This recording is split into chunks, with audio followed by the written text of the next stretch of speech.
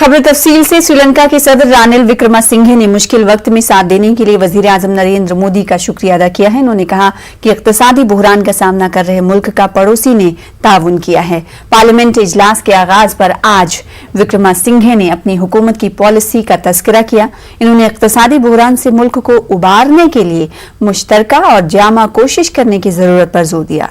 विक्रमसिंघे के मुताबिक मौजूदा बुहरान से निपटने के लिए पार्लियामेंट का मुत्तहिद होना लाजमी है।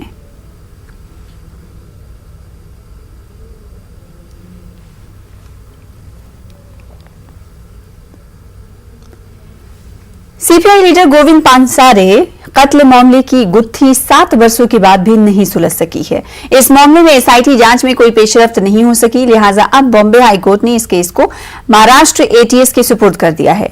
मामले की जांच अब तक महाराष्ट्र एसआईटी कर रही थी।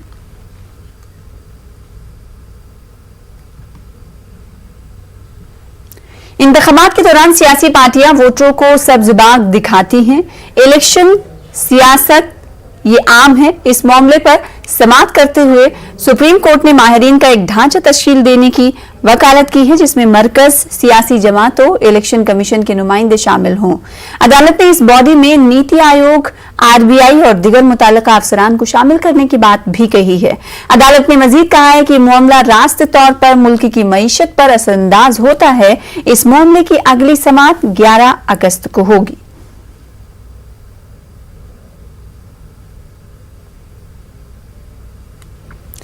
कानपुर में महकमा इनकम टैक्स ने रियल एस्टेट बिजनेसमैन के घर पर छापेमारी की है। इनकम टैक्स डिपार्टमेंट ने राकेश यादव के घर पर कार्रवाई की है। राकेश यादव के लैंड माफिया ब्रजेंद्र चौहान से ताल्लुक की बात भी सामने आ रही है।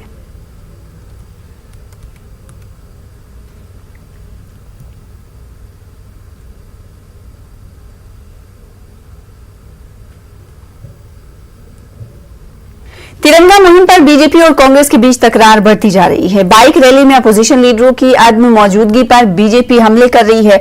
इस पर जवाब देते हुए कहा कि मुल्क की शान है हमारा तिरंगा, हर हिंदुस्तानी के दिल में है हमारा तिरंगा। ये जवाब राहुल गांधी ने ट्वीट करते हुए दिया।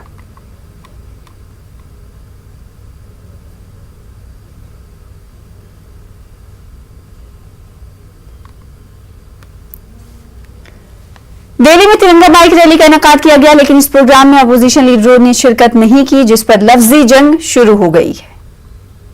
विपक्षी दल जो इसमें शामिल नहीं हुए वो राजनीति से बाहर आए और कम से कम आज़ादी का अमृत महोत्सव जिस वर्ष में हम मना रहे हैं वो प्रण लें कि अमृत काल में अगले 25 सालों तक कुछ कार्यक्रमों में तो कम से कम राजनीति वो ना करें और राष्ट्रीय एकता अखंडता बनाने के लिए अपना सहयोग भी। बीजेपी लीडर स्मृति ईरानी का क्या कुछ कहना है, आइए आपको सुनाते हैं।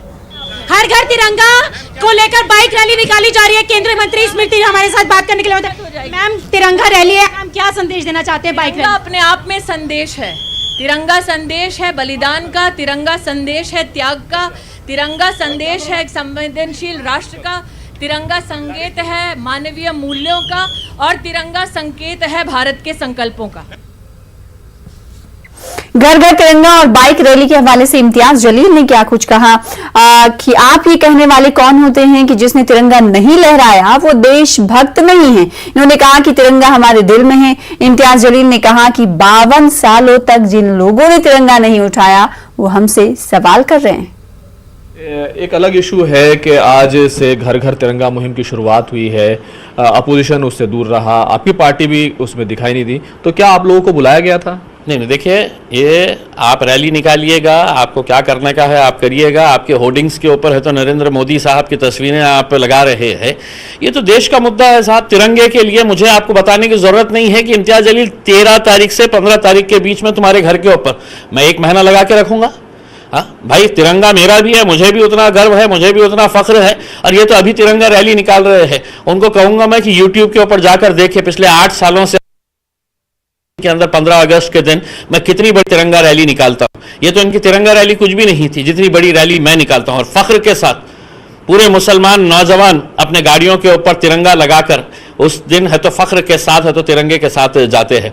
ये तो इनको अभी इलेक्शन जब करीब आते हैं तो इनको हमें ये है, इस बात का विरोध है कि इस देशभक्ति के अंदर भी अपने चेहरे को कैसा लोगों के अंदर पहुंचा दिया जाए। अरे तिरंगा लगाओ ना होर्डिंग्स के ऊपर, आप होर्डिंग्स पे अपनी भी तस्वीर लगाएंगे, आप वैक्सीन के सर्टिफिकेट के ऊपर अपनी तस्वीर लगाएंगे, वैक्सीन दे रहे हैं तो भी अपनी तस्वीर लगाएंगे। अरे ये देश का है, हमारा पैसा है, हमारे पैसों से है, तो आप अपनी राजनीतिक रोटियां सेकने पे लगे हुए। लेकिन इम्तियाज साहब एक बात बताइए, जिस तरीके से तमाम सियासी पार्टियां हैं, अगर वो देश के मामले में, देश के तिरंगे के मामले में भी अगर दूरी बनाकर रखेंगे तो क्या ये ठीक है? क्या ये ठीक होना चाहिए? कौन बना रहा है?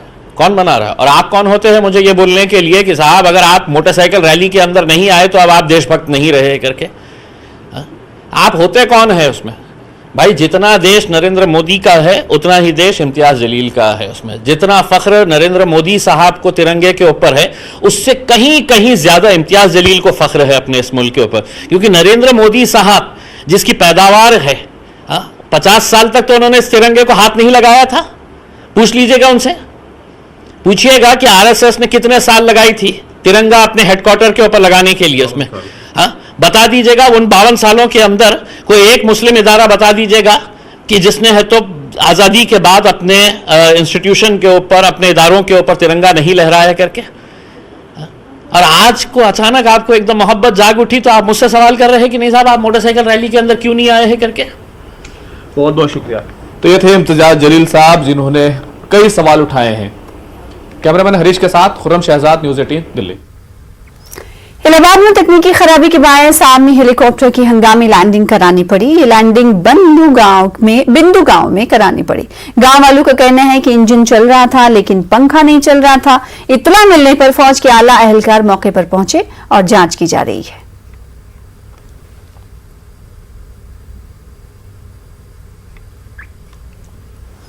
मुल्क में पॉपुलर फ्रंट ऑफ इंडिया नामी तंजीम पर पाबंदी लगाने की बात हो रही है। अबू आसिम आजमी का कहना है कि पॉपुलर फ्रंट ऑफ इंडिया यानी पीएफआई तंजीम अगर दहशतगर्दी में मुब्तला है तो उस पर जरूर पाबंदी लगनी चाहिए। इस मुल्क में इस्लामी हुकूमत कायम करने वाली और इसे हिंदू राष्ट्र बनाने वाली तंजीमों पर भी पाबंदी लगनी चाहिए। ने किया क्या मुझे नहीं मालूम, बताएं आप मुझे पूछे तो बताओ, मैं क्यों बैन करेंगे, क्या वजह क्या है बताइए, आप पूछिए मुझसे क्या वजह बताइए आप। नहीं मैं पूछता हूँ कि पीएफआई की क्या गलती है जिस वजह से उस पर बैन लगाना चाहते हैं, मैं आपसे पूछना चाहता हूँ। वो लोग कह रहे हैं कि मतलब ये दहशतगर्दाना कार्रवाई में मुलविस है, इनके कनेक्शन जो है वो इंटरनेशनल तंजीमों से हैं, दहशतगर्दों की। नहीं अगर ऐसा है तो उस पर जरूर पाबंदी लगना चाहिए, लेकिन मैं जानता हूं कि मध्य प्रदेश में बीजेपी के लोग पकड़े गए, इनके आईटी सेल के लोग, तो उनका वो जो है आईएसआई के एजेंट थे, तो इस पर पाबंदी लगाएंगे क्या? अगर ये कहते हैं कि इस्लामिक हुकूमत आना चाहिए तो इस पर पाबंदी जरूर लगाइए, लेकिन कुछ लोग कहते हैं कि हिंदू राष्ट्र भी होना चाहिए, उस पर पाबंदी लगाइए। यहाँ पर आरएसएस जो है हथियारों का पूरे टेलीविजन पर सड़क पर दिख रहा है कि हथियारों की प्रैक्टिस करा रहे हैं, और पीएफआई के लोग भी बोलते हैं हथियार चलाएंगे, तो पीएफआई पे पाबंदी लगाओ, आरएसएस पे पाबंदी लगाओ। अगर इक्वल चीजें हैं दोनों में तो दोनों पे पाबंदी लगाओ, न रहे बांस न बजे बांसुरी।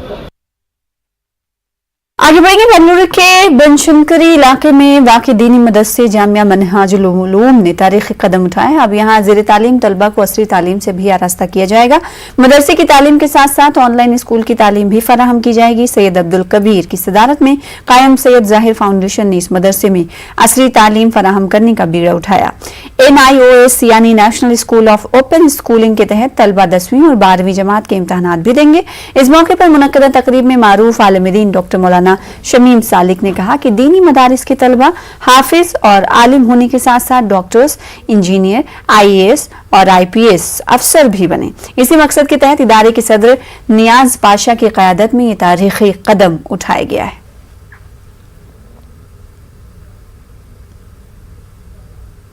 फाउंडेशन के जानिब से हमारे इन्हीं बच्चों को असरी तालीम और दुनियावी तालीम से मुज़य्यन करने के लिए एक मिसाली, मियारी और इनकलाबी कदम उठाया गया है।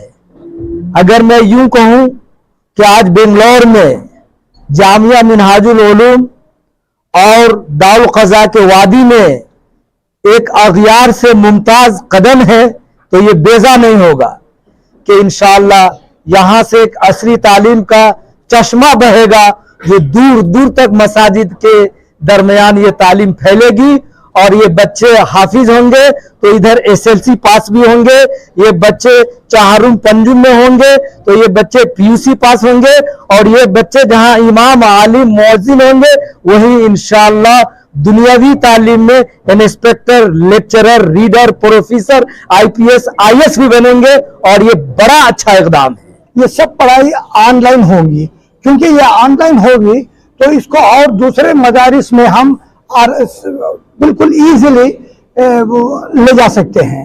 ये पहला मदरसा है जहां पे हम ये इंशाल्लाह काम शुरू कर रहे हैं।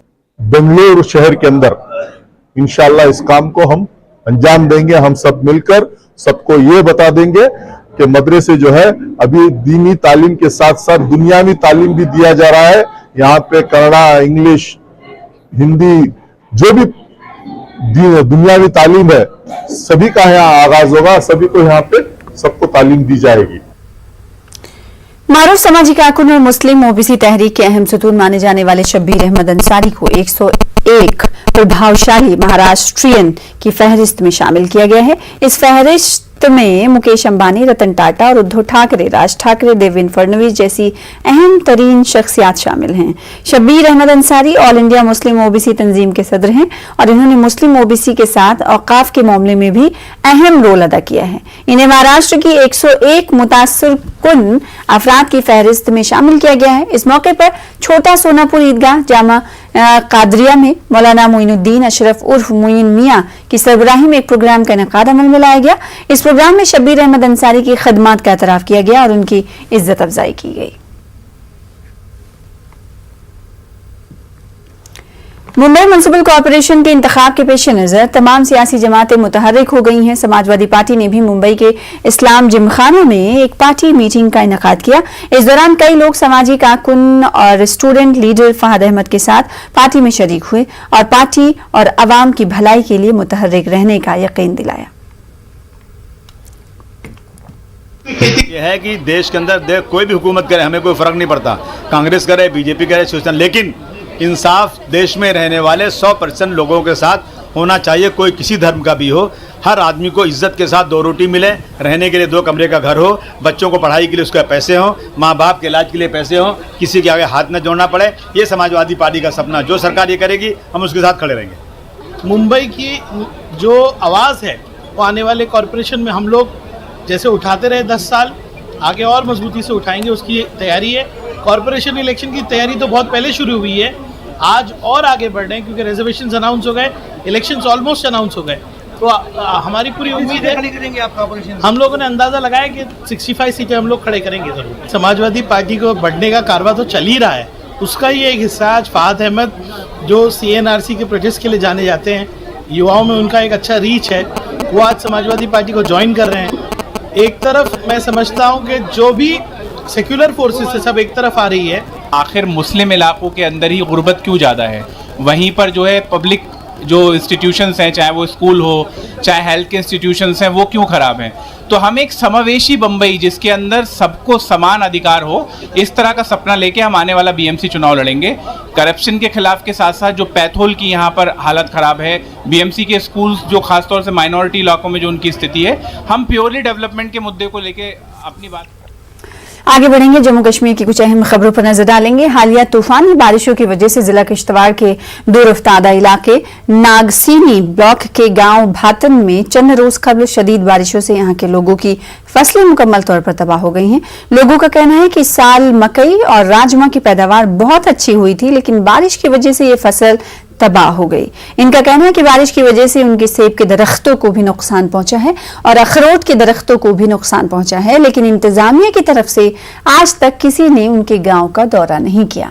इन्होंने इंतजामिया से अपील की है कि वो जल्द अज जल्द एक टीम यहां भेजें, फसलों को हुए नुकसान का जायजा लेते हुए जल्द अज जल्द मुआवजा दिया जाए। बारिश हुई और तेज आंधी तूफान से ये पूरी जितनी भी फसल है, मक्की है, हमारे राजमाश है और बाकी भी फूलन वगैरह कीमती फसलें सर हम यहाँ पे उगाते हैं। पूरा त्यालन, दछला, सीढ़ी, भातन, डिमजा, चंगनेना, जितने भी 15-20 यहाँ पे जितना भी इलाका नागसनी है, इसमें बहुत बड़ी नुकसान। सेबों के पेड़ भी यहाँ हैं, ये भी बारिश की वजह से सारे ये जो सेब हैं गिर गए हैं। हम इस किश्तवाड़ के इंतजामिया को कहना चाहेंगे कि यहाँ आकर इसका देख रेख करें और मैं आपके माध्यम से एलजी इंतज़ामिया को भी अपील करता हूँ। एसएसबी यूनिट बतियास ने प्राइमरी स्कूल मलिकपुरा के ताउन से हर घर झंडा हर घर तिरंगा प्रोग्राम मुनक्किद किया, जिसमें सब डिवीजन गंदू के हर घर में तिरंगा लहराने और दूसरों को भी ऐसा करने की तरगीब देने का अहद दिया गया। अवामी नुमाइंदों, असातिज़ा, स्टाफ और तलबा ने स्कूल और अपनी अपनी रिहाइश गाहों पर कौमी परचम लहराकर प्रोग्राम में हिस्सा लिया। यह मुहिम आज़ादी के अमृत महोत्सव प्रोग्राम के तहत चलाई जा रही है, जिसका इख्तिताम 15 अगस्त को होगा। गुजारिश रहेगी हर मजहब के लोगों से कि देश के प्रतीक हम सबको प्यार होना चाहिए और इस ट्राई कलर के प्रतीक हमें प्यार होना चाहिए। हमें सबको मिलजुल कर इसकी इज्जत करनी चाहिए और ये लहराना चाहिए। जीडीसी खोड़ के एनसीसी यूनिट ने आजादी के अमृत महोत्सव के तहत खोड़ मार्केट में तिरंगा मार्च का एहतमाम किया। रैली का मकसद हर घर तिरंगा मुहिम के हवाले से आगाही फैलाना था। इस प्रोग्राम के तहत जीडीसी खोड़ के एनसीसी कैडेट्स ने तिरंगा रैली निकाली, जिसमें हमारा झंडा हमारा फख्र और हवा का झोंका आता है हमारा तिरंगा लहराता है जैसे नारे लगाए गए।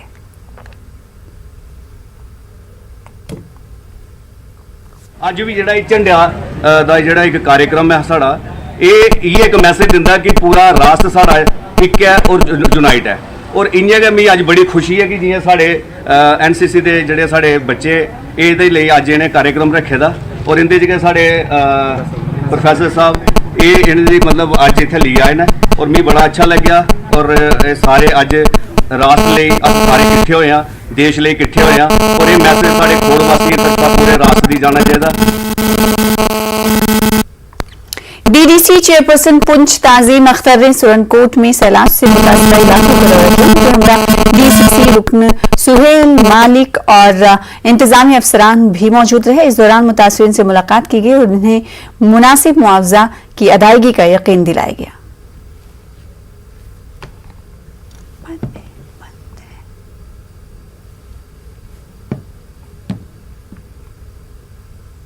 कि सामान हर चीज़ के लिए लोगों को मैंने अभी देखा, हमारे कुछ बहनें हैं या कुछ हमारे नौजवान भाई हैं, हमारे बुजुर्ग हैं जो मतलब उनकी बहुत बुरी हालत हुई है क्योंकि उनको पहनने के लिए पाँव में चप्पल भी नहीं है, सब कुछ बैग है।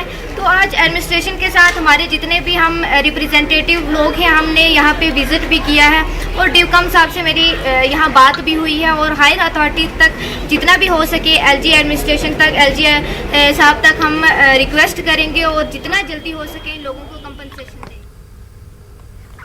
कुपवाड़ा के बोहीपुरा डिग्री कॉलेज सड़क का खस्ता हाली की शिकार हो गई है। सड़क पर राहगीर और कॉलेज के तलबा दिगर स्कूलों को जाने वाले तलबा के लिए सर का दर्द बनी हुई है। मामूली बारिश के दौरान ये सड़कें तालाब की शक्ल इख्तियार कर लेती हैं। सरकार के आला हुदूद पर फायज अफसरान भी इसी सड़क से दूसरे इलाकों में अवामी दरबारों में शिरकत के लिए गुजरते हैं। डिप्टी कमिश्नर कुपवाड़ा खालिद जहांगीर की हिदायत पर सड़कों की मरम्मत के कामों को मुख्तलिफ एजेंसियों को सौंपा गया था, ताहम अभी तक जमीनी सतह पर कोई पेशरफ्त नहीं हो पाई है। एग्जीक्यूटिव इंजीनियर ने लोगों को सड़क की जल्द मरम्मत करने का यकीन दहानी कराई है।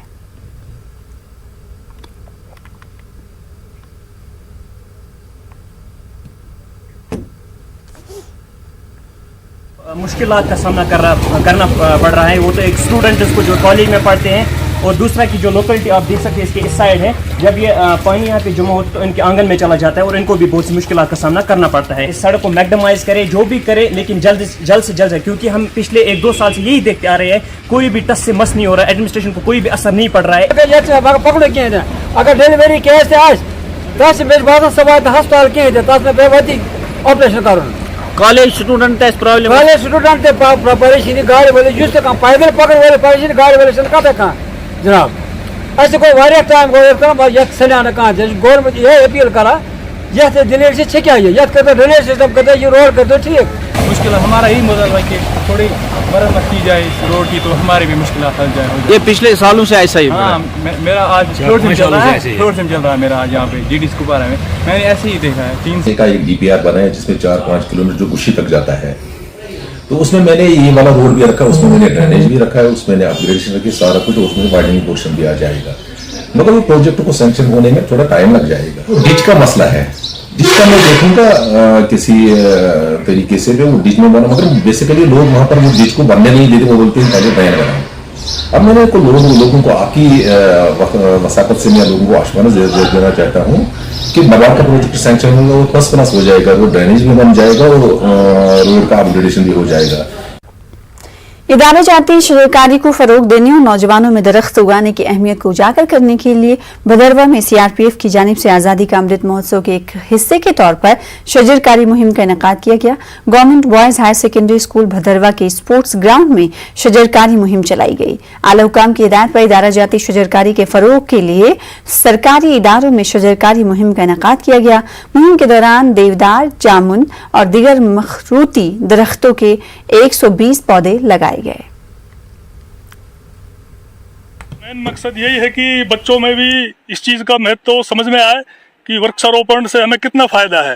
जो पेड़ पौधे हैं बहुत ही एक नायाब हमारे लिए गिफ्ट है। तो वृक्षारोपण का जो कार्यक्रम है इसको लोगों को जन मिशन के तौर पे लेना चाहिए और मैं सभी से अपील करूंगा कि अभी बरसात का मौसम भी चल रहा है तो अधिकतम वृक्षारोपण करें।